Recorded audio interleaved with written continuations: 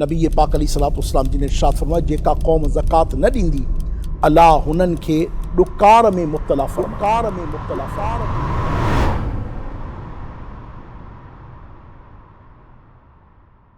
हिकिड़ो वॾो अहम सुवाल ॿियो बि आहे।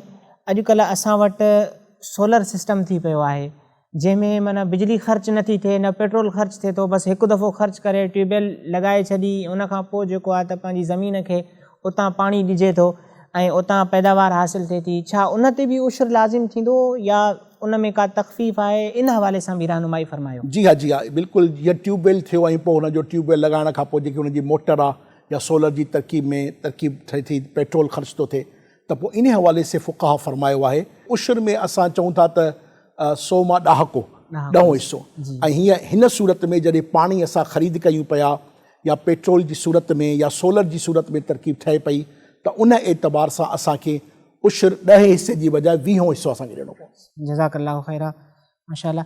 ऐं हिकिड़ो वॾो अहम सुवाल सभ खां पहिरियां इहो आहे त माना जेको असांजे ज़हन में अचे थो त उशर जो हक़दार केरु आहे, कंहिंखे उशर ॾिजे, इन हवाले सां रहनुमाई फरमायो। उशर जो हक़दार उहो ई माण्हू आहे जेको ज़कात जे ताल्लुक़ सां हक़दार आहे। ऐं ज़कात जे ताल्लुक़ सां हक़दार केरु त फ़ुक़हा फरमाइनि था जेको शरई फ़क़ीर आहे।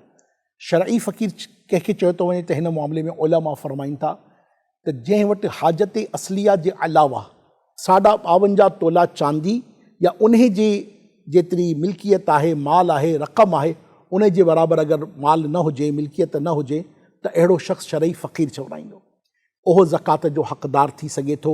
ऐं हक़ इहो आहे त पहिरीं पंहिंजे रहम जे रिश्तनि में ॾिसिजे, पंहिंजे पाड़ेसरनि में ॾिसिजे, अलाह ताला रहमत जी नज़र करे पहिरीं हुननि खे ॾिजे, पोइ यकीनन हर हू मुसलमान जेको हिन कैफ़ियत जो हामिल आहे उनखे ज़कात अदा करे सघे। उनजा ॿिया बि कुझु शराइत हूंदा, मसलन जीअं सैयद न हुजे या इन तरह जा बि हूंदा शराइत? जीअं मूं शुरू में अर्ज़ु कयो त उहे ई तरकीब जेकी ज़कात जी तरकीब आहे हुन एतबार सां शराइत यकीनन जेके शराइत पाया वञनि था ऐं फ़िक़ही एतबार सां जेके शराइत आहिनि उहे सभु पंहिंजी जॻह ते मौजूदु आहिनि। माशाअल्लाह। कुझु माण्हू ईअं कंदा आहिनि त फलाही इदारनि खे ॾेई छॾींदा आहिनि या वरी कंहिंखे मानी खाराए छॾींदा आहिनि। छा इन सां बि उशर अदा थी वेंदो? अगरि कोई नियत करे थो ज़कात ऐं उशर जो मामिलो थोरो सो हीअं आहे त अलाह ताला रहमत जी नज़र करे हूअं त सदक़ात नाफ़िला असां कंहिंखे खारायूं प्यारियूं त मदीना पर ज़कात ऐं उशर जे मामले में हुकुम इहो आहे त असांखे जंहिंखे ॾियणो आहे उनखे मालिक बणाइणो आहे। त असां कंहिंखे मानी खाराए ज़कात अदा न कंदासीं, असां मानी ॾेई सघूं था पर हुनजो हुनखे मालिक ठाहियूं त हू खाए या खणी वञे या विरहाए। त बिल्कुलु हिन ई एतबार सां अलाह ताला रहमत जी नज़र करे असां जंहिंखे बि ज़कात ॾियूं या उशर ॾियूं हुनखे हुनजो मालिक बणायूं। त उहे फलाही इदारा जंहिंमें डायरेक्ट ज़कात जी तरकीबूं ठहनि थियूं, हिन हवाले सां हुननि खे दारुल इफ्ताह अहले सुन्नत में राब्तो करणु खपे। हिन जो हिकिड़ो तरीक़ो आहे, शरई तरीक़ो आहे, हुन तरीक़े सां इंशाअल्लाह अज़्ज़ वजल अगरि हू ज़कात जो मालिक कंहिंखे बणाइनि त इंशाअल्लाह अज़्ज़ वजल उहा सूरत ठहंदी। पर ज़कात ॾियण वारनि ऐं बिलख़ुसूस उशर ॾियण वारनि खे खपे त जंहिंखे बि असां ॾियूं था उनखे मालिक बणायूं, इंशाअल्लाह हीअं हुननि जी ज़कात ऐं उशर अदा थिए। माशाअल्लाह, अल्लाह पाक अव्हांखे बरकतूं अता फ़रमाए, अव्हां उम्दा अंदाज़ में जवाबात इनायत फ़रमाया।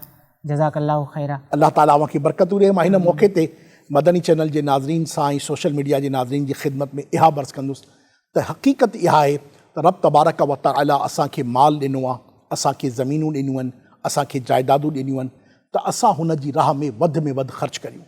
यकीन मञो रसूल पाक सल्लल्लाहु अलैहि वसल्लम जिन जो फ़रमान जो मज़मून आहे त अव्हां अल्लाह जी राह में ख़र्च कयो, यकीनन अल्लाह जी राह में ख़र्च करण सां माल घटि न थींदो आहे।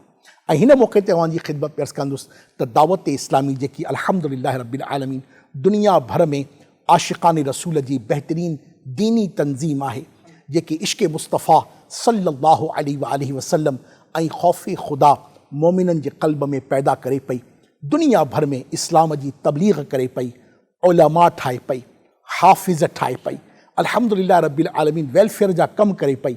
फ़लस्तीन में मुसलमान तकलीफ़ में हुजनि, शाम में मुसलमान तकलीफ़ में हुजनि, अल्हम्दुलिल्लाह अव्हांजी दावत इस्लामीअ जा इहे शोबा कोशिशि करे रहिया आहिनि त थी सघे त पंहिंजे मालनि जी ज़कात ऐं पंहिंजे फ़सलुनि जो उशर ज़रूर बिल ज़रूर दावत इस्लामी खे ॾियो।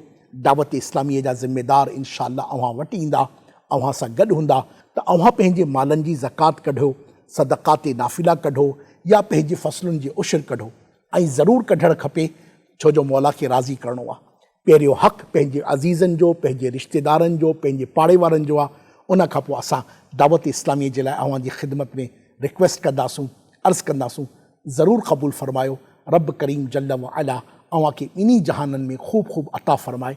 सल्लू अलल हबीब सल्लल्लाहु तआला अला मुहम्मद व अला आलिहि व सहबिहि व बारक वसल्लम।